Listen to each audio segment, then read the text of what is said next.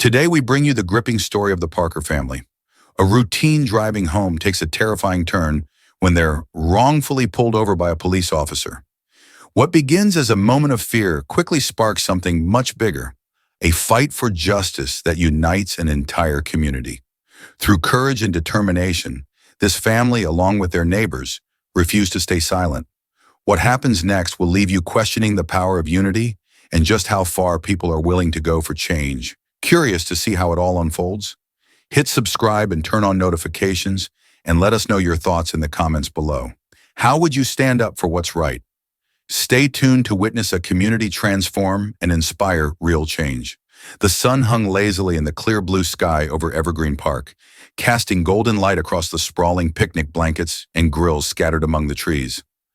Eric Parker lay back on the grass, soaking in the warmth of the perfect day. He could hear the laughter of his children, Jaden and Layla, chasing each other near the swings, while the familiar buzz of friendly conversation and the sizzle of burgers grilling filled the air around him. It had been a long week at work, late nights, endless meetings, and the constant grind of trying to keep his small business afloat. But today, none of that mattered. Today was about his family. Jaden, who had recently turned 12, was running circles around Layla, teasing her in the way only an older brother could. At 6, Layla adored her brother, but she wasn't one to back down from a challenge.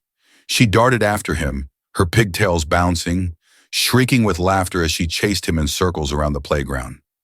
Maya, Eric's wife, sat beside him on the blanket, flipping through a magazine she had brought but barely looked at. Her eyes were mostly on the kids, her lips curling into a smile every time they let out a new burst of laughter. It was moments like these that made her forget about the worries that usually occupied her mind. Jaden's struggles in school, Layla's endless curiosity that sometimes bordered on reckless, and the ever-present anxiety about the world outside their little bubble. Eric reached over and squeezed her hand, drawing her out of her thoughts. She smiled at him, squeezing his hand back, and for a moment it felt like the world was exactly how it should be. "I wish we could do this more often," Maya said, breaking the comfortable silence between them. "Yeah," Eric replied, glancing over at the grill where their friends, Alex and Yvonne, were flipping burgers. "Days like this make it all worth it, though." As if on cue, Layla came running toward them, breathless and giggling, collapsing onto the blanket next to her mother. "Daddy, did you see? Jaden's not that fast. I almost caught him." Eric chuckled, ruffling her hair.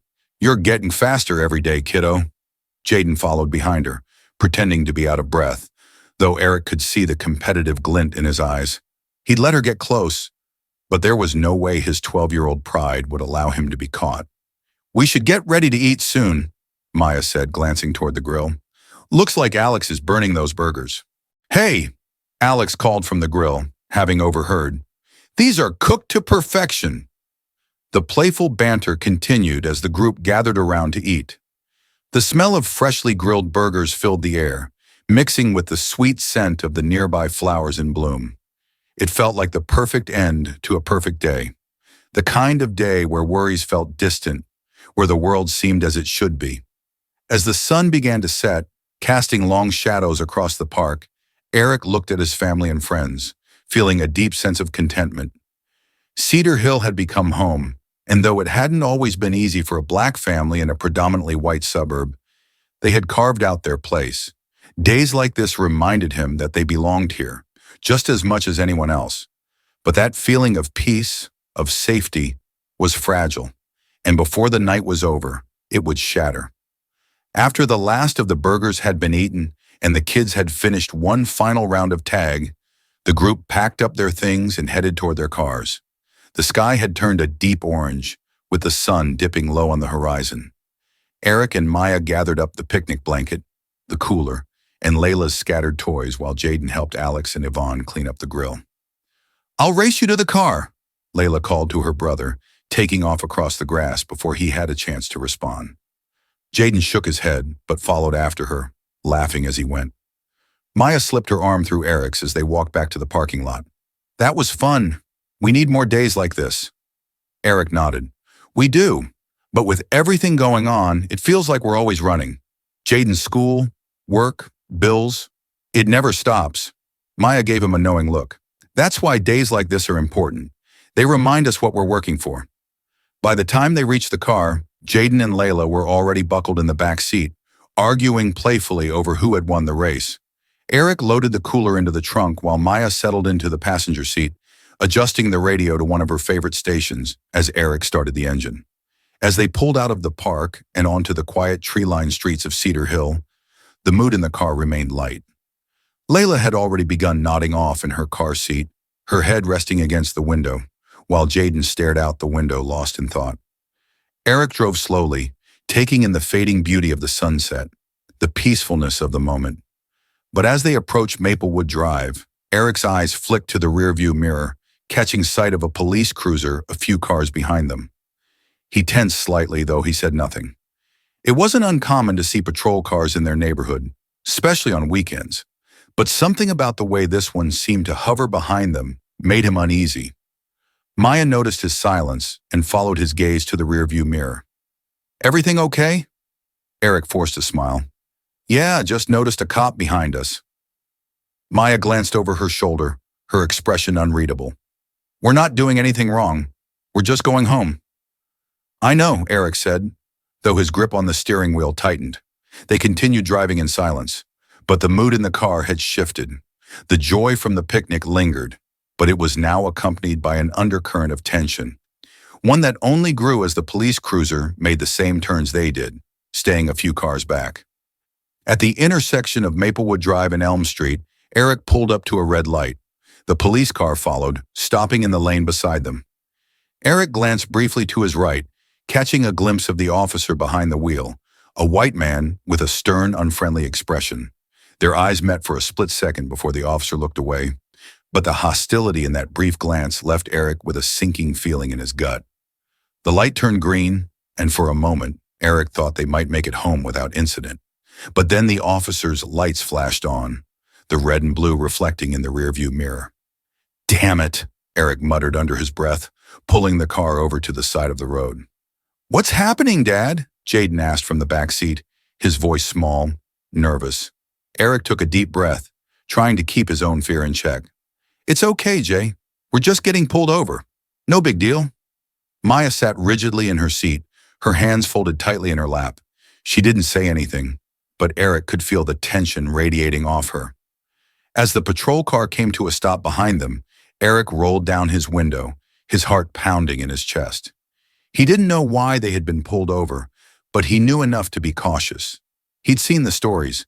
Black men pulled over for no reason, things escalating for no reason. He wouldn't give this officer any reason to do the same. He kept his hands on the wheel, waiting as the officer slowly made his way toward their car. The officer approached the driver's side window, his steps heavy and deliberate, as if he were sizing up a threat rather than approaching a family on their way home from a picnic. As he got closer, Eric could see the man's face more clearly.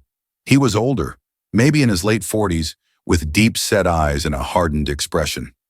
Eric's stomach churned as the officer reached the window and looked down at him, his face unreadable. Eric forced himself to breathe evenly, keeping his hands visible on the steering wheel.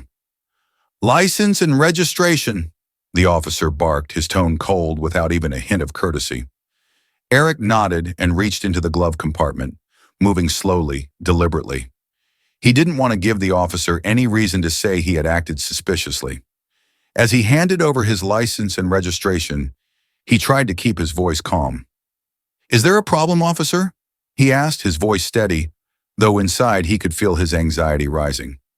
The officer barely glanced at the documents before his eyes flicked back to Eric, his face still expressionless. "What are you doing in this neighborhood?" The question hit Eric like a punch to the gut. He blinked, not sure he had heard the officer correctly. "We're just heading home," he replied carefully, trying to keep his tone neutral. "You live in Cedar Hill?" the officer asked, skepticism dripping from his words. Eric felt a flash of anger, but forced it down. He nodded. "Yes, we do." The officer leaned closer to the window, his presence suddenly more intimidating. "I don't know about that. I don't see people like you around here too often." Eric's heart raced. He exchanged a quick glance with Maya, who was gripping her seatbelt tightly, her knuckles white. This wasn't about a traffic violation. This was about something much deeper, much uglier. We've lived here for 5 years, Eric said, his voice quieter now, unsure of how far this would go. He tried to stay calm, tried not to escalate things, but there was something in the officer's eyes, a hint of cruelty, of power held tightly, that made Eric uneasy. The officer didn't respond at first. He stood there, staring at Eric as if weighing his next move. Then, without warning, he took a step back and gestured for Eric to step out of the vehicle. "Step out of the car," the officer ordered, his tone sharp, leaving no room for argument. Eric's pulse quickened. This was the moment he had dreaded. He didn't want to leave his family, didn't want to step out into a situation that felt so dangerous. But refusing would only make things worse. He knew that. "Daddy?" Layla's voice came from the back seat, trembling with fear. Eric turned to see her wide-eyed, her little hands clutching the edge of her seat. "It's okay, sweetie," Eric said, forcing a smile. "I'll be right back." Maya looked at him, her eyes filled with worry. "Be careful," she whispered, her voice tight with fear. Eric nodded, then slowly opened the door and stepped out, his hands raised slightly to show he wasn't a threat. The officer stepped back, eyeing him warily, as if expecting Eric to make a sudden move. "Turn around and face the car," the officer ordered, his voice a low growl. Eric did as he was told, pressing his hands against the car as the officer patted him down. His movements were rough, unnecessarily aggressive, but Eric didn't react. He kept his body still, his mind racing. Behind him, he could hear the muffled sounds of Maya trying to comfort Jaden and Layla, her voice shaking. He wanted to turn around, to tell them everything was going to be fine, but he couldn't. All he could do was wait and hope that this wouldn't escalate further. But something told him this wasn't over yet. The officer finished his rough pat-down and stepped back, but he didn't move away from Eric. Instead, he circled around the front of the car, leaning down slightly to peer into the passenger window. Maya stiffened in her seat, clutching the edge of her seatbelt, her knuckles white. "You sure you live around here?" the officer asked again, his voice laced with contempt. His eyes flicked over Maya, then back to Eric. "I don't like seeing people who don't belong in my neighborhood." The officer's words hung in the air like a threat, suffocating in their cruelty. Maya's heart pounded in her chest as she struggled to keep her voice steady. "We're just going home," she said, her tone calm, though inside she was shaking. "We haven't done anything wrong?" The officer sneered, stepping closer to her window. "Maybe you haven't, but I don't like your kind hanging around here. Makes people nervous." Eric's jaw clenched as he fought the surge of anger that rose in his chest. He wanted to yell, to push back, to tell this officer that they had every right to be here, that this was their home too. But he knew better. He knew how these situations could spiral out of control. He had seen it happen too many times before. He swallowed hard, trying to keep his voice calm. "Officer, we're just trying to get home. Can we go now?" The officer glared at him, his hand resting on the holster of his gun, as if daring Eric to make a wrong move. The silence stretched between them, thick with tension. Then out of nowhere, a voice cuts through the air. "Hey, what's going on here?" Standing a few cars back, Rachel Thompson, a white woman in her mid-30s, had been watching the scene unfold from the moment the officer pulled over the Parker family. She had just finished her grocery shopping and had been on her way home when she saw the flashing lights and the patrol car pulling over. At first, she thought it was a routine stop, but as she watched, she could tell something was off. The way the officer handled the situation didn't sit right with her. She saw the fear on the faces of the family, the hostility in the officer's posture. Something about it felt wrong. Rachel had never been the type to get involved in situations like this, but she couldn't just sit by and watch this unfold. She had 2 kids of her own, and the idea of them being treated like that, just because of who they were, made her stomach turn. Without thinking, she stepped out of her car, her heart pounding in her chest. "Hey," she called again, her voice firm but shaky as she approached the scene. "What's happening here?" The officer turned toward her, his face twisted with irritation. "Mind your own business, ma'am," he snapped, his voice sharp. But Rachel didn't back down. She could feel the tension in the air, the fear radiating from the family. She wasn't going to just turn around and walk away. "This doesn't seem right," Rachel said, crossing her arms over her chest. "You can't treat people like this." The officer's jaw tightened, his hand inching closer to his holster. "Get back in your car, lady. This doesn't concern you." But Rachel wasn't the only one who had noticed the scene. A few other drivers had pulled over as well, watching from the sidelines. One of them, Tom Harris, a local business owner, stepped forward. He had been walking his dog nearby when he saw the commotion, and something about it didn't sit right with him either. "You're abusing your power," Tom said, his voice steady but laced with anger. "Let them go." The crowd around the scene began to grow as more and more people stopped to see what was happening. Some had been driving by, others had been out for evening walks. Word spread quickly that something wasn't right, and soon a small group of people had gathered. Rachel, Tom, and a few others stood closer, their faces set with determination. Rachel's heart raced, but she felt a surge of courage she hadn't expected. She could see the fear in the eyes of the Parker family, especially the children, and it fueled her resolve. "You need to step away from them," Rachel said, her voice louder now, more commanding. The officer shot her a glare. "Get back in your car, ma'am, before I arrest you for interfering." But Rachel didn't move. "You can't treat them like this," she repeated, her voice steady, despite the pounding in her chest. Behind her, Tom crossed his arms and stood his ground. "We won't let you bully them." The officer's eyes darted between the growing crowd and the family, clearly realizing the situation was slipping out of his control. He took a step back, his hand still resting on his holster, as if considering his next move. The tension in the air was thick, almost suffocating. It felt like a bomb waiting to go off. As more bystanders gathered, the situation grew more intense. People began to murmur among themselves, and some pulled out their phones to record the scene, capturing the tense standoff between the officer and the community. The crowd wasn't large yet, but it was growing, and the pressure was mounting on the officer to de-escalate. "I'm telling you, back off!" the officer barked, his frustration evident now. But the more he pushed, the more people stood their ground. Rachel felt her resolve harden. She wasn't about to let this officer intimidate her or the family. "This is unacceptable," Rachel said again, her voice rising above the noise. "You can't do this." Behind her, Kelly Ramirez, a high school teacher who had been passing by, raised her phone higher, recording every word, every movement. "This is all going on video," Kelly said, her voice loud and clear. "Everyone's going to see how you treat people." The officer's face darkened, and he seemed to falter for the first time. He looked around at the crowd, his gaze landing on the phones recording him, then back to Eric and Maya, who were still standing by their car, tense and silent. For a moment it seemed like he might try to push further, but then something changed. His eyes flicked back to the crowd, and he seemed to realize that this wasn't going to end well for him. From the back of the crowd, a new voice rang out, one that carried authority and wisdom. It was Mrs.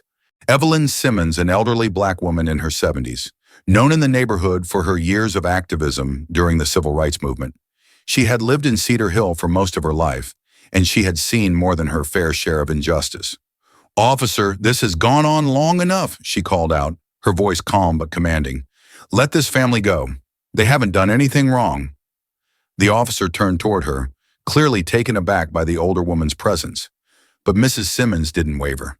She walked slowly toward the front of the crowd, her cane tapping against the pavement with each step. "This isn't just about them," she continued. "This is about all of us. We won't stand for this kind of treatment anymore." Her words seemed to resonate with the crowd, and a murmur of agreement rippled through the people gathered around. Slowly, a chant began to build, soft at first but growing louder with each repetition. "No justice, no peace. No justice, no peace." The officer's face hardened as the chant grew louder, echoing through the quiet neighborhood. He looked around at the faces surrounding him, at the cameras pointed in his direction, and for the first time he seemed unsure. Eric, still standing by the car with his hands raised slightly, watched as the situation unfolded, his heart pounding in his chest. He exchanged a quick glance with Maya, who was still holding tightly to Layla's hand. Could this really be the ending? The chant grew louder, more unified, until it filled the street with a sense of power and determination. No justice, no peace. Finally, the officer stepped back, his hand dropping away from his holster. With a frustrated huff, he waved Eric toward the car. "Get out of here," he muttered, his voice tight with barely contained anger. Eric didn't wait to be told twice. He moved quickly, getting back into the car, his hands shaking as he gripped the steering wheel. Maya followed, her face pale but relieved. As they pulled away from the curb, the crowd's chant followed them, a wave of solidarity that carried them home. The silence in the car was suffocating as Eric Parker drove his family home, the events of the past half hour replaying in his mind on an endless loop. He glanced in the rearview mirror at his children. Layla had fallen asleep, her head resting against the window, but Jaden was wide awake, his face pale, eyes fixed on something far off. Eric wanted to say something to comfort him, to reassure him that everything was okay, but he knew that wasn't true. Not anymore. Maya sat next to him, her hands clenched tightly in her lap, staring out of the passenger window. She hadn't said a word since they had driven away from the scene, but Eric could feel the tension radiating off her. It wasn't until they pulled into the driveway of their modest two-story home on Maplewood Lane that Maya finally spoke. "Are we going to talk to them about it?" Her voice was quiet, hesitant. Eric let out a long sigh, his hands still gripping the steering wheel even though the car was in park. He didn't answer right away. How could they explain what had happened? How could they make their children understand something that they didn't fully understand themselves? "I don't know," Eric finally said, his voice heavy with exhaustion. "I don't know how to even begin." They sat there in silence for a moment longer before Maya turned to him, her eyes filled with a mixture of anger and fear. "We have to, Eric. They saw everything. We can't pretend like it didn't happen." Eric nodded slowly, knowing she was right, but that didn't make it any easier. He could still feel the weight of the officer's gaze, the way his words dripped with disdain. It wasn't just about a traffic stop. It was about something deeper, something uglier, and now they had to make sense of that for their children. Jaden opened the back door before Eric could gather his thoughts. "I'm going to bed," he muttered, his voice flat. He didn't wait for a response before heading inside. Eric and Maya exchanged a glance, the weight of their son's words hitting them harder than they expected. Eric had always tried to protect Jaden from the realities of the world, to shield him from the harshness that he had grown up facing as a black man in America. But now it seemed that those walls had crumbled. "Let's get Layla to bed," Maya said softly, her voice trembling as she unbuckled Layla's seatbelt and lifted her out of the car. Layla stirred, but didn't wake fully, and Maya carried her inside. Eric followed them, his mind racing as he tried to figure out how to explain something so incomprehensible to his son. How could he tell Jaden that what happened tonight wasn't just a one-time thing, but something that might happen again? The next morning, Eric awoke to the buzzing of his phone. He groaned, reaching for it on the nightstand, and blinked at the notifications that filled his screen. Texts, missed calls, and more notifications than he could count from social media apps. "What the?" Eric muttered as he scrolled through the messages. They were all about the same thing, the traffic stop. Someone had filmed it. He hadn't even noticed the phones recording the encounter, but now the video was all over social media. His heart sank as he clicked on the link. The video, shot from a distance but clear enough to see the tension in the scene, showed Eric standing by the car, the officer towering over him, his hand near his gun. The caption read, "Racial profiling in Cedar Hill. Family harassed by police for no reason." As the video played, Eric felt the emotions of the previous night rush back. Fear, anger, helplessness. But now there was something else. Exposure. This was no longer just about his family. This was about the entire town, maybe even beyond that. People were watching, and they had seen what had happened. Maya sat up in bed, rubbing her eyes. "What's going on?" Eric handed her the phone. "It's everywhere," he said, his voice hollow. Maya watched the video in silence, her expression shifting from shock to anger. "I can't believe this," she said softly. "I didn't even see anyone recording." "They must have been further back," Eric said, running a hand through his hair. "What do we do now?" Maya stared at the screen, her mind racing. "People need to see this. It's not just us. This happens all the time. But now people are paying attention." Eric nodded, but he felt conflicted. He hadn't asked for this. He hadn't wanted to become the face of a viral story about police brutality, but he knew Maya was right. This was bigger than them now. Should we talk to Jaden about it? Maya asked after a moment. He's going to see it. He needs to know how to process this. Eric sighed. Yeah, we'll talk to him tonight. He's already scared. I don't want him to feel like he's facing this alone. Later that day, as they sat down with Jaden in the living room, Eric took a deep breath before speaking. There's something you need to know, he began, his voice careful. Someone filmed what happened last night. It's all over the internet now. Jaden's eyes widened. What? Why? Eric shook his head. People saw what happened. They saw how wrong it was, and now they're talking about it. A lot of people. Jaden didn't say anything for a moment, but his face hardened. Good, he said quietly. People should know. Maya reached out, placing a hand on his arm. It's okay to be scared, Jaden. What happened wasn't right, but we're going to figure out how to make sure this doesn't just go away. Jaden looked at her, his eyes brimming with emotions he was too young to fully understand. Are they going to do it again? The police?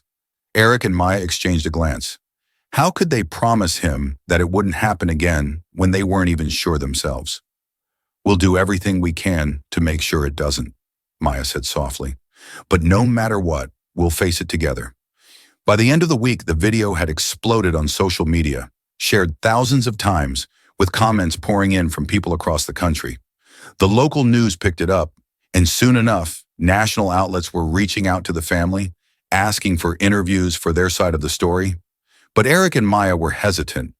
They didn't want to throw their family into the spotlight. They just wanted justice for what had happened. And while they appreciated the support, the sudden attention was overwhelming. That Saturday, Rachel Thompson, the woman who had first confronted the officer during the traffic stop, knocked on the Parkers' front door. When Eric opened it, she stood there with an earnest expression, a clipboard in her hand. Hey, she said awkwardly, shifting her weight from one foot to the other. I hope I'm not interrupting anything. No, you're fine, Eric said, stepping aside to let her in. What's going on? Rachel walked into the living room, glancing at Maya, who smiled warmly and invited her to sit. Rachel sat down, clutching the clipboard like it was a lifeline. I wanted to talk to you about what happened the other night. The video, the whole thing, it's got the whole town talking. Eric nodded. Yeah, we've noticed. Rachel cleared her throat. Some of us were thinking, we don't want this to just go away, you know? A lot of people are angry. They want to do something about it. So we're planning a community meeting to talk about what happened and figure out how to move forward. I think it could be really powerful if you and Maya were there. If you're comfortable with it. Maya raised an eyebrow. You're organizing a meeting? Rachel smiled nervously. Yeah, it's not something I normally do, but, well, we can't just let this happen. Not here. Not in our town. Eric glanced at Maya. He wasn't sure how he felt about this. Part of him wanted to stay out of the spotlight, to protect his family from getting more attention. But another part of him, maybe the part that had been simmering with anger ever since the traffic stop, knew that staying quiet wasn't an option. We'll be there, Eric said finally, his voice firm. Maya nodded in agreement. We can't let this slide. Rachel's face brightened. Great. It's tomorrow at 7 at the Cedar Hill Community Center. We're going to get as many people involved as we can. We need to send a message. As Rachel left, Eric and Maya sat in silence for a few moments, the weight of the decision hanging between them. Are we really ready for this? Maya asked quietly, her voice filled with uncertainty. Eric sighed, rubbing his temples. I don't know, but we don't have much of a choice anymore. This is bigger than us now. That night after the kids had gone to bed, Eric and Maya sat at the kitchen table, the dim light from the overhead lamp casting long shadows across their faces. The house was quiet, but the tension between them was palpable. I know we said we'd go to the meeting, Maya said, breaking the silence. But are we really ready for what comes next? Eric stared at the table, his thoughts swirling. I don't know, he admitted. I never wanted this. I never wanted us to be in the middle of something like this. Maya sighed, her hands clasped tightly together. I didn't either. But after what happened, we can't just let it go. People need to see that this isn't okay. And it's not just about us. It's about everyone who's ever been treated this way. I know, Eric said, his voice filled with frustration. But what if it makes things worse? What if the police start targeting us? What if Jaden or Layla get caught up in this again? Maya shook her head, her eyes filled with a mixture of determination and fear. We can't live our lives being afraid of what might happen. If we don't stand up now, then when? Eric leaned back in his chair, staring at the ceiling. He knew she was right, but that didn't make it any easier. They were stepping into something bigger than themselves, and there was no way of knowing how it would end.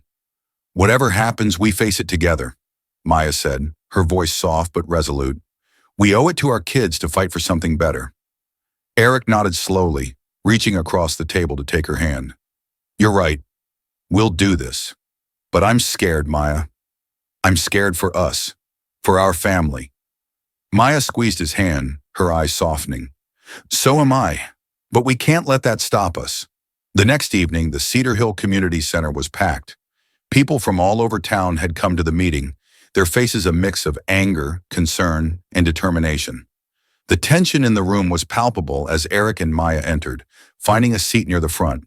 They were greeted with nods of encouragement from some of the people who had been there that night. Tom Harris, Rachel Thompson, and others who had stood up against the officer. As the meeting began, Rachel stood at the front of the room, a microphone in hand. Her voice was steady but filled with emotion. We're here tonight because something happened in our town that can't be ignored. The video that's been shared thousands of times shows what many of us have known for too long, that there's a problem with how certain members of our community are treated by law enforcement. A murmur of agreement rippled through the crowd. Eric felt the weight of every eye in the room on him, but he kept his head high, knowing that this was the moment they had to face. Rachel continued, We need to make sure that what happened to the Parker family doesn't happen again. We need to hold our police department accountable. We need to demand change. The room erupted in applause, the energy in the room electric. But as the applause died down, a new voice rang out from the back of the room. This is ridiculous, the voice said, cutting through the hopeful atmosphere. It was Dan Caldwell, a longtime resident of Cedar Hill and a known supporter of the police. He stood up, his face red with anger. You're blowing this whole thing out of proportion. The police were just doing their job. A hush fell over the room as Dan continued, his voice growing louder. We don't need people like you stirring up trouble in our town. Cedar Hill is a safe place, and the only reason we're safe is because of our police. You people want to tear them down, but what happens when they're not there to protect us? The tension in the room shifted, the air thick with discomfort. Eric's stomach churned as he listened to Dan's words, a mix of fear and frustration swirling inside him. He had known there would be pushback, but hearing it out loud made it all too real. Rachel tried to calm the situation, her voice measured. This isn't about tearing anyone down. This is about making sure everyone in our community feels safe and respected. But Dan wasn't having it. You're painting the police as the enemy, and it's going to backfire. You're making us less safe. Eric stood up before he even realized what he was doing. The only thing that makes us less safe is when people in power abuse that power, he said, his voice calm but firm. This isn't about all police. It's about accountability for those who cross the line. The room fell silent as Eric spoke, the weight of his words settling over the crowd. Dan glared at him, but he didn't respond. Instead, he shook his head and stormed out of the room, slamming the door behind him. As the door closed, Rachel turned to Eric, her face filled with gratitude. Thank you, she whispered. Eric nodded, but his heart was still racing. He had stepped into the fire, and there was no turning back now. The community meeting marked a turning point for Eric and Maya. They had spent weeks since the traffic stopped grappling with their fears, their uncertainty, but now they were ready to take a stand. They knew that this wasn't just about them. It was about the entire community, about making sure that what had happened to them didn't happen to anyone else. As the days passed, more and more people reached out to them, offering their support. Activists, neighbors, even strangers from across the country who had seen the video sent messages of encouragement. But along with the support came resistance. A group of Cedar Hill residents, led by Dan Caldwell and other supporters of the police, began circulating a petition to defend law enforcement, and discredit the Parkers. They accused Eric of being disrespectful during the traffic stop, twisting the narrative to paint him as the aggressor. The local police department, for their part, refused to comment on the incident, issuing only a brief statement that they were reviewing the situation. Officer Bradley remained on duty, and there was no indication that the department planned to take any further action. Frustration simmered within the community. For every person who supported the Parkers, there was someone who believed that the police were justified in their actions. The divide in the town became more pronounced with each passing day. Despite resistance, the movement for change continued to grow. Rachel and Tom, along with other community leaders, organized protests outside the police station, demanding accountability for Officer Bradley and calling for reforms in how the police department operated. Eric and Maya were hesitant at first, unsure if they wanted to be at the center of such a public demonstration. But as they watched the protests grow, as they saw the passion and determination of the people who had come together to support them, they knew they couldn't stay on the sidelines. One evening, after another tense day of dealing with both supporters and detractors, Maya turned to Eric, her voice filled with determination. "We have to speak out, Eric. We can't stay silent anymore." Eric nodded, the weight of her words sinking in. He had spent too long holding back, too long letting others fight on his behalf. It was time for them to take control of their own narrative. The decision to speak publicly wasn't easy, but Eric and Maya knew it was the right one. They agreed to attend a rally organized by Rachel and Tom, where they would address the crowd and share their story. It was a nerve-wracking decision, but they knew they had to use their voices to push for change. The rally was held outside the Cedar Hill police station with hundreds of people in attendance. Some carried signs that read, "Justice for the Parkers," and "No justice, no peace," while others chanted slogans calling for accountability and reform. As Eric and Maya stood on the makeshift stage, the weight of the moment pressed down on them. Eric could see Jaden and Layla standing near the front of the crowd, watching with wide eyes. He took a deep breath, then stepped up to the microphone. "I never thought I'd be standing here," Eric began, his voice steady but filled with emotion. "I never thought I'd be the one telling this kind of story. But here we are." The crowd fell silent, hanging on his every word. "What happened to my family wasn't right," Eric continued, his voice growing stronger. "We were pulled over, harassed and humiliated for no reason other than the color of our skin. And I know we're not the only ones. This happens to people all over the country, every day. But we can't let it continue."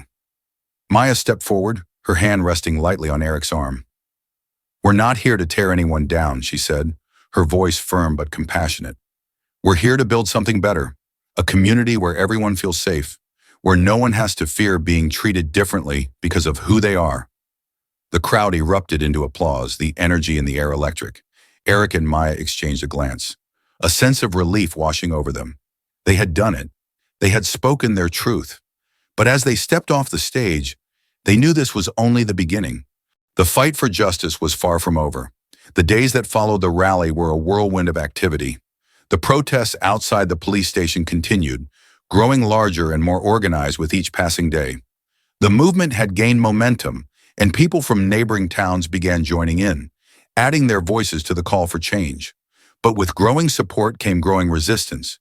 Dan Caldwell and his group of police supporters became more vocal, organizing counter-protests and spreading misinformation about the Parkers and the movement. They painted the protesters as anti-police radicals who wanted to tear down law enforcement and create chaos. Their rhetoric was divisive, and it began to fracture the community. At one protest, tensions reached a boiling point when a group of counter-protesters showed up, waving signs that read, "Support our cops" and "Blue Lives Matter." What had started as a peaceful demonstration quickly turned into a shouting match, with both sides hurling insults at each other. The police were called in to break it up, but the damage had been done. The media seized the conflict, painting the entire movement as violent and out of control. News outlets ran headlines about the chaos in Cedar Hill, focusing on the clashes between protesters and counter-protesters, rather than the message of the movement itself. Eric and Maya watched in frustration as the narrative began to shift, their message of justice and accountability drowned out by the noise of conflict. I don't know how much more of this I can take, Eric admitted one night as they sat in the living room, the news playing quietly in the background. It feels like we're losing control of the situation. Maya nodded, her face filled with exhaustion. I know, but we can't give up now. We've come too far. But what if this makes things worse? Eric asked, his voice heavy with doubt. What if we're just putting a target on our backs? Maya sighed, leaning back against the couch. I don't know, but we have to keep going. We have to believe that things can get better. Despite the setbacks and the growing resistance, the movement continued to push forward. The protests outside the police station became larger and more organized, with support pouring in from neighboring towns and communities. The media attention, while sometimes negative, helped keep the issue in the public eye, and more people began to take notice. It was during one of the largest protests that the movement reached its second emotional climax. Hundreds of people gathered outside the Cedar Hill police station, holding signs and chanting for justice. The atmosphere was tense but determined, with a palpable sense of unity in the air. As the crowd grew, local officials began to feel the pressure. Mayor James Walters, who had been relatively silent on the issue, finally agreed to meet with community leaders to discuss their demands. It was a small victory, but it was enough to give the movement a renewed sense of hope. The meeting between the mayor, the police chief, and the community leaders was held behind closed doors, but word quickly spread that progress was being made. The mayor agreed to open an official investigation into Officer Bradley's conduct and promised to review the department's policies on racial profiling and traffic stops. When the news broke, the crowd outside the police station erupted into cheers, the sense of victory tangible in the air. Eric and Maya stood in the middle of the crowd, their hands clasped tightly together as they watched the celebration unfold around them. It wasn't a complete victory, not yet, but it was a step in the right direction. For the first time in weeks, they felt a glimmer of hope. In the weeks that followed the meeting with the mayor, the investigation into Officer Bradley's conduct moved forward. The pressure from the protests, combined with the growing media attention, had forced the local government to take action, and the Cedar Hill Police Department was no longer able to ignore the calls for accountability. As the investigation progressed, Officer Bradley was placed on administrative leave, pending the outcome of the inquiry.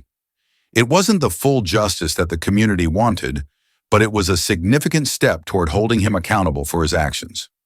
The movement for change in Cedar Hill continued to grow, with new demands for broader police reform and increased transparency in the department.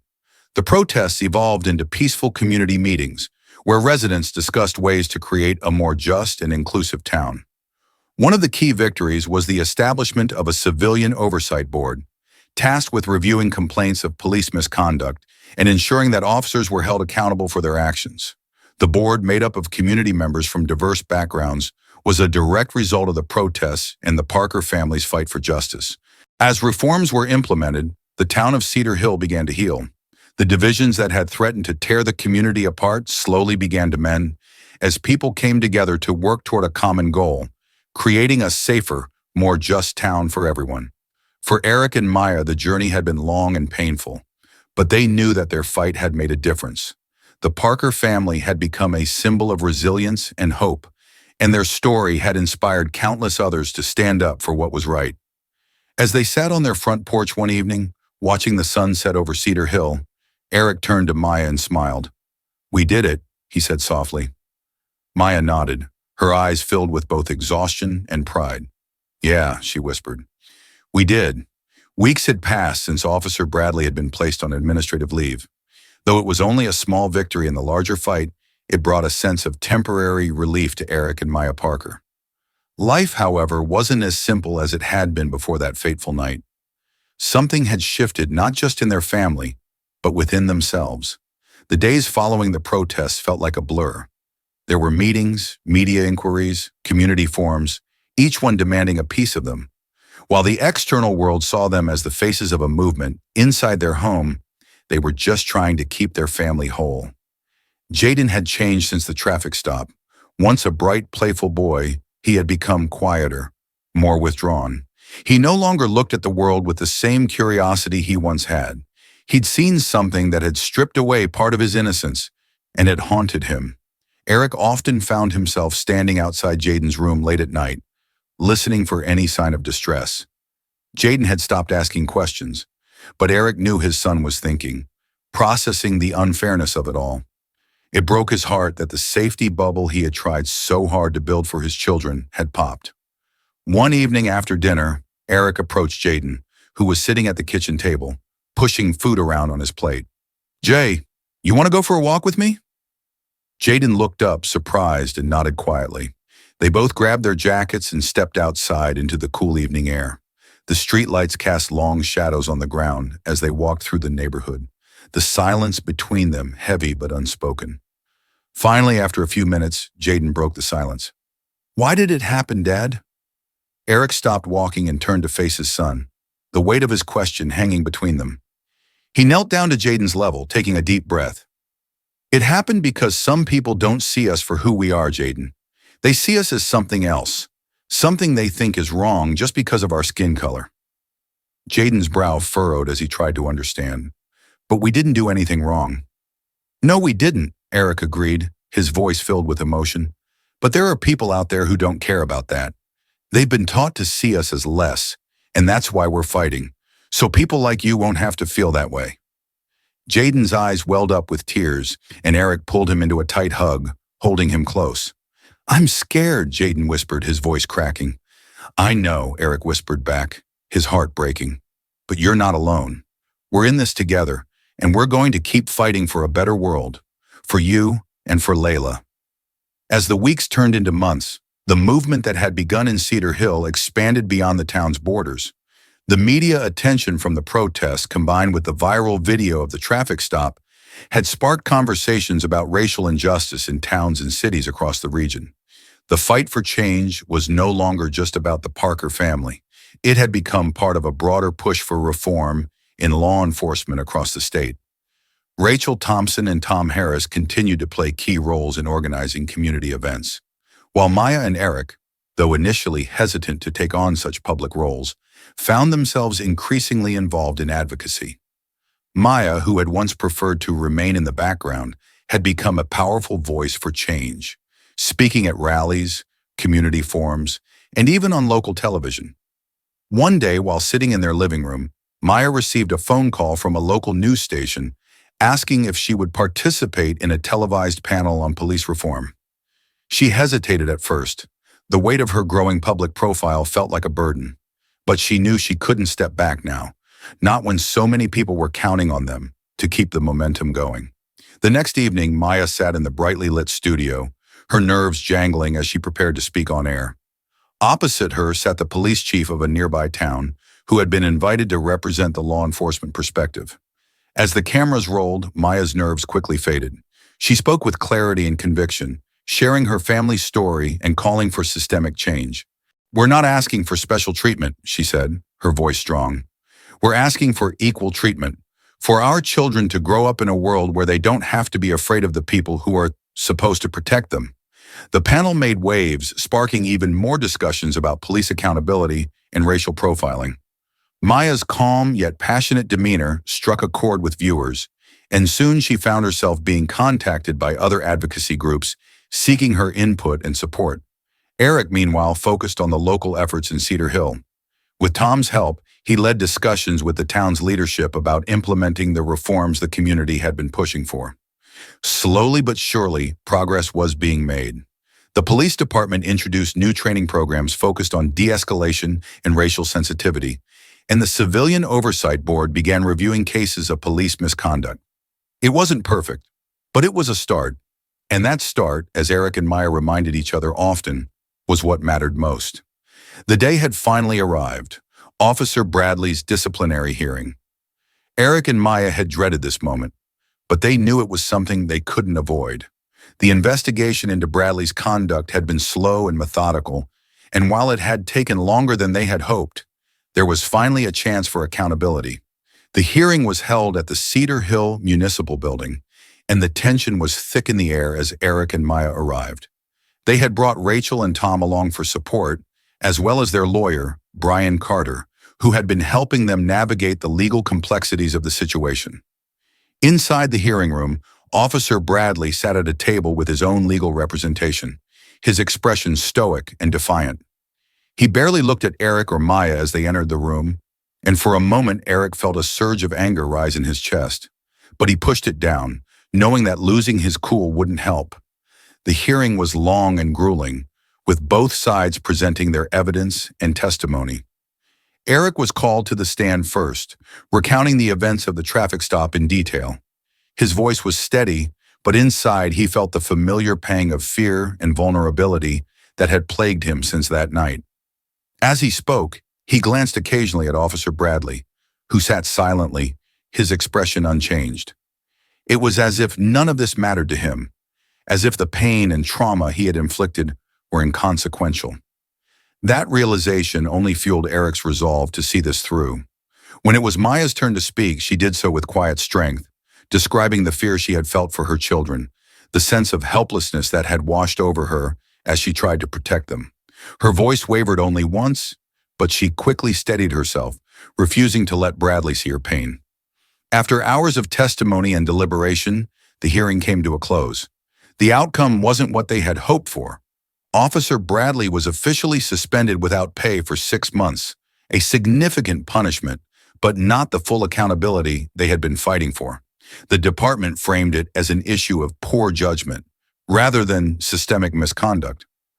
As they left the hearing room, Eric felt a mix of emotions: relief that it was over, frustration that it hadn't gone far enough, and a lingering sense of unease. But Maya, ever the optimist, took his hand and squeezed it gently. "It's not the end," she said softly. "We've started something, and it's bigger than just one officer." Eric nodded, though the weight of the day still pressed down on him. "I know, but it feels like we're only halfway there." "Halfway is better than nowhere," Maya replied, her eyes filled with determination. "And we're not done yet." Despite the disappointment of Officer Bradley's hearing, the fight for reform in Cedar Hill continued. The momentum that had built around the Parker family's story had taken on a life of its own, and the community was more engaged than ever in discussions about race, policing, and justice.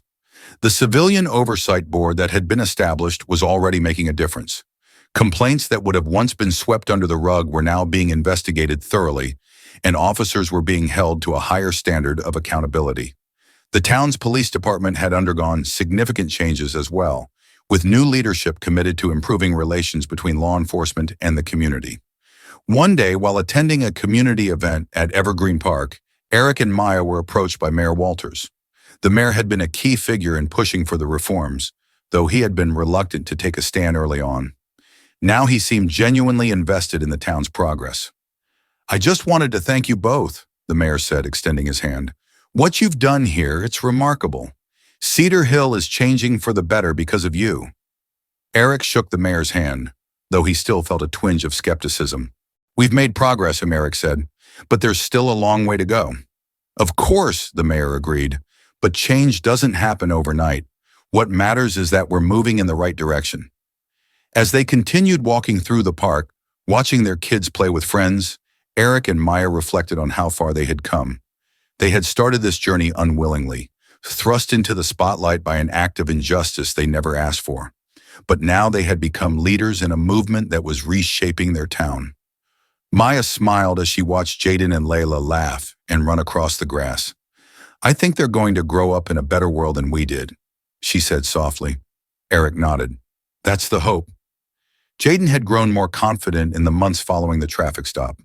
While the trauma of that night still lingered, he channeled his feelings into something positive. He had joined the social justice club at school, where he and his peers worked on raising awareness about issues of inequality and racism. One day, as Eric was picking Jaden up from school, his son climbed into the car, his face lit up with excitement. "Dad, guess what? Our club is organizing a school-wide forum on police and community relations. We're inviting local officers to come and talk to us about how we can build better relationships." Eric couldn't help but smile. "That's great, Jay. I'm proud of you." Jaden beamed. "It's going to be awesome. I think it's important that we talk to the police, not just about what went wrong, but about how we can fix it. I want to be part of that." Eric's heart swelled with pride. His son, who had been so scared and unsure after the traffic stop, was now stepping up to be part of the solution. It was a reminder that the fight for justice wasn't just about their generation. It was about the generations to come. At home, Layla had her own dreams of making the world a better place. She often talked about wanting to be a teacher or a lawyer, someone who could help people understand each other and fight for what was right. Her youthful optimism gave Eric and Maya hope for the future. One evening, as the family sat down for dinner, Layla asked, "Mom, Dad, do you think I can change the world?" Eric and Maya exchanged a glance, smiling warmly. "Absolutely," Maya said, her voice filled with pride. "You can do anything you set your mind to." As the Parker family adjusted to their new normal, they began to see the ripple effects of their efforts. Their story inspired not just their own children, but kids all over the town.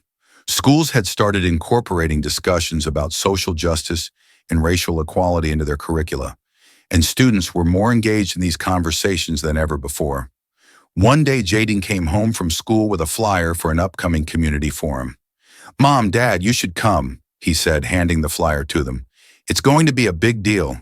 We're inviting all the leaders from the protests and the police department to have a real conversation." Eric looked over the flyer, impressed by the scope of the event. "You organized this?"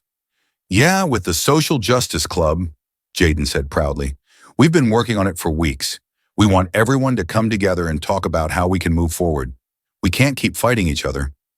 Maya smiled and hugged her son. "I'm so proud of you, Jaden. This is exactly the kind of change we've been fighting for." The night of the forum, the community center was packed. Eric and Maya sat in the audience, watching as Jaden and his classmates led the discussion. Local officers, teachers, and activists, including Rachel and Tom, were in attendance, and the conversation was honest, sometimes difficult, but always productive. For the first time in a long time, Eric felt a true sense of hope. The younger generation was stepping up, determined to build on the progress that had been made and to continue pushing for a better, more inclusive future. A year had passed since the traffic stop that had forever changed the Parker family's lives. To mark the anniversary, Cedar Hill organized a community event in Evergreen Park, where residents gathered to reflect on the changes the town had undergone and to celebrate the progress that had been made. The park was filled with families, laughter, and music, but there was also a sense of purpose in the air, a reminder that while progress had been made, the work was far from over. At the event, Mayor Walters took the stage to address the crowd. "Today, we celebrate the strides we've made as a community," he said, "but we also remember the struggles that brought us here.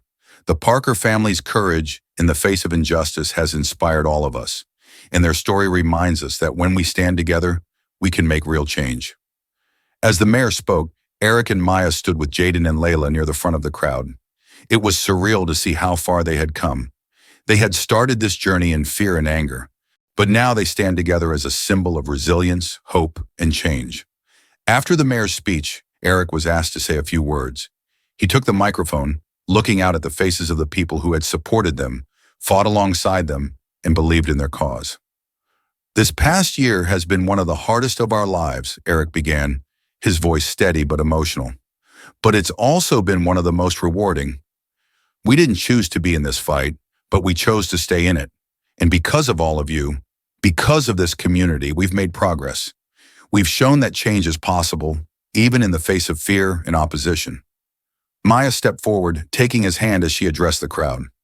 "This is just the beginning," she said, her voice filled with conviction. "There's still work to be done, but we know that together we can build a better future. For our kids, for all of us." The crowd erupted in applause, their cheers filling the air with hope and determination. It was a powerful moment, a testament to the strength of community, the power of purpose, and the impact of standing up for what's right. As the event wound down, Eric and Maya sat on a bench, watching their children play with the other kids in the park. The sun was setting, casting a warm glow over the trees, and for the first time in a long time, they felt at peace. "We did it," Maya whispered, leaning her head on Eric's shoulder. Eric smiled, wrapping his arm around her. "Yeah," he said softly, "we did." But they both knew that their journey wasn't over. The fight for justice would continue, and they would be there, ready to stand, ready to fight, and ready to lead the way. A few months had passed since the anniversary event in Evergreen Park. Cedar Hill was still in the process of healing, But the changes sparked by the Parker family's story were becoming more and more visible. The reforms that the community had fought for, civilian oversight, civil sensitivity training for officers, and new protocols for traffic stops, were now firmly in place. But the deeper cultural shifts were what truly stood out. Neighbors who had once barely spoken were now organizing community meetings, sharing stories, and building a sense of solidarity that hadn't existed before. The barriers that once separated people, whether they were based on race or just simple misunderstandings, were beginning to come down. It was slow, and there were still moments of tension, but the town felt more united than ever. Eric sat on the porch one evening, the cool autumn air brushing against his skin. The sound of kids laughing echoed in the distance as the sun dipped below the horizon, painting the sky in shades of purple and gold. He sipped from his mug of tea, reflecting on how much had changed in such a short period of time. There were still challenges ahead, but for the first time in a long time, he felt hopeful. Maya stepped outside and joined him on the porch, sitting beside him with her own mug of tea. She leaned back, letting out a deep, contented sigh. "I can't believe it's been over a year," she said, her voice soft as she gazed out at the quiet street. "I know," Eric replied, his mind wandering back to the night of the traffic stop. So much had happened since then. It was almost hard to believe it was the same town, the same life they were living. "You ever think about what life would have been like if none of this had happened?" Maya asked, her tone contemplative. Eric nodded slowly. "Yeah, sometimes. But then I realized we needed this. Not just us, but the whole town. It wasn't something any of us wanted, but maybe it was something we all needed." Maya smiled and placed her hand on his. "I think you're right. It's changed us, for the better." They sat in comfortable silence for a while, simply enjoying the peace they had fought so hard to create. The world outside their small town might still be full of struggles, but here, on their porch, there was a sense of calm. They had faced the storm together and came out stronger for it. Inside the house, Jaden was at the kitchen table, focused intently on his homework. The last few months had been transformative for him. He had gone from being a kid caught in the middle of a traumatic event to a young leader in his school. The social justice club he had joined had become a driving force in his life, giving him an outlet to channel his experiences and emotions into something meaningful. That afternoon, Jaden had come home with exciting news. His school had approved a proposal for a new student-led initiative to promote conversations about race, justice, and equality. He and his friends had worked tirelessly to create a platform where students could speak openly about their experiences and learn from each other. "Dad," Jaden called from the kitchen, "I need your help with something." Eric stood up from the porch and walked into the kitchen, where Jaden was hunched over his laptop, working on a presentation for his new school initiative. "What's up?" Eric asked, leaning over to look at the screen. "I'm trying to figure out how to talk about systemic racism without making it sound like a lecture," Jaden said, glancing up at his dad. "I want people to understand it, but I don't want to lose them with boring facts and stats." Eric smiled, feeling a swell of pride. "Well, it's all about storytelling," he said. "People connect with stories. Facts are important, but if you can show them how it affects real people, how it's affected you, they'll listen." Jaden thought about that for a moment, then nodded. "Yeah, you're right. Maybe I'll start with what happened to us. I mean, that's the reason we're doing all this, right?" Eric placed a hand on his son's shoulder. "Exactly. You've got a powerful story to tell, Jay, and people need to hear it." Jaden beamed, his confidence growing. He had come so far from the scared boy who had sat in the back seat of the car that night. Now he was determined to be part of the solution, to make sure that no other kid would have to experience what he did. The next weekend, Cedar Hill held a town-wide event to celebrate the progress they had made over the past year. The event, dubbed United for a Better Tomorrow, was held in Evergreen Park, the same place where the Parker family had once enjoyed their peaceful picnic before everything changed. The event was a celebration of the community's resilience, but it was also a reminder that the work wasn't done. Booths lined the park, offering information on civic engagement, local organizations fighting for justice, and ways to get involved. The air was filled with the sounds of music, laughter, and conversation. Maya stood at one of the booths, talking to a group of young mothers about how they could get involved in the oversight committee that had been established to review police conduct.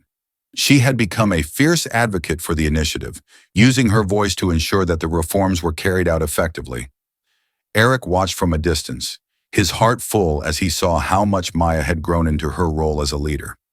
She had always been strong, but this past year had revealed a side of her that even he hadn't fully seen before, a side that was unyielding in the face of adversity. As the sun began to set, painting the sky with hues of orange and pink, Mayor Walters took the stage once more. The crowd quieted as he began to speak. Today we come together not just to celebrate how far we've come, but to remind ourselves of what lies ahead, the mayor said. The work we've done over this past year is only the beginning. We must continue to push forward, to hold ourselves and our institutions accountable, and to make Cedar Hill a town where everyone feels safe and valued. The crowd erupted into applause, and as the mayor stepped down, he invited Eric and Maya to the stage. We wouldn't be here today without the courage and leadership of the Parker family, the mayor said, motioning for them to join him. Their story ignited this movement, but it's their continued dedication to justice and equality that has kept it alive. Eric took the microphone, glancing out at the crowd. He saw familiar faces: Rachel, Tom, Mrs. Simmons, people who had been there from the very beginning, who had stood by their side when everything felt impossible. I want to thank all of you, Eric began, his voice steady but emotional. This isn't about us. It's about all of us, about the work we've done together. We never expected to be in this position, but when the time came, we stood up. And the reason we've made progress is because we stood together. Maya stepped forward, taking his hand. We're not done yet, she added. We've made strides, but there's still work to do. We can't let up. We can't let this moment pass us by. We owe it to our kids and to each other to keep fighting. The crowd's applause was deafening, a powerful reminder that they were all in this together. As Eric and Maya stepped off the stage, they felt a sense of closure, but also a renewed sense of purpose. They had come so far, but they knew there was more to be done. As the event wound down, the Parker family sat together on the grass, watching Layla chase after some of her friends, while Jaden talked excitedly with a group of kids from his school's social justice club. Maya leaned back on her hands, smiling as she watched their children. You know, she said, her voice thoughtful, I used to worry so much about what kind of world they were growing up in. But now I think they're going to be the ones to change it. Eric nodded, watching Jaden laugh with his friends. They already are, he said quietly, and we're lucky to be part of it. The sun dipped lower in the sky, casting long shadows across the park, but in that moment, everything felt right. The road ahead might still be long and uncertain, but Eric and Maya knew they weren't walking it alone. They had their family, their community, and a sense of purpose that would guide them through whatever came next. Together, they faced darkness, and together they would continue to push toward the light. As the sun dipped below the horizon and the Parker family sat together, watching their children play and laughing in the fading light, there was a deep sense of fulfillment. They had faced down injustice and helped their community become stronger, more united, and more aware of the need for change. Their journey wasn't over, but the path ahead was clearer than it had ever been before.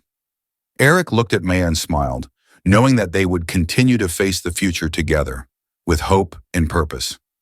If this story has inspired you, we encourage you to be part of this journey by standing up for justice in your own community. The fight for equality isn't over, and it needs each and every one of us. Don't forget to hit the subscribe button and turn on notifications to stay updated on more powerful stories like this. We're committed to bringing you content that tackles important issues, celebrates resilience, and shines a light on how communities can come together to create real change. Like this video, share it with your friends, and drop a comment to let us know your thoughts. Let's keep this conversation going. Together, we can build a brighter, more just future for everyone. Thank you for joining us on this journey. Your support means everything.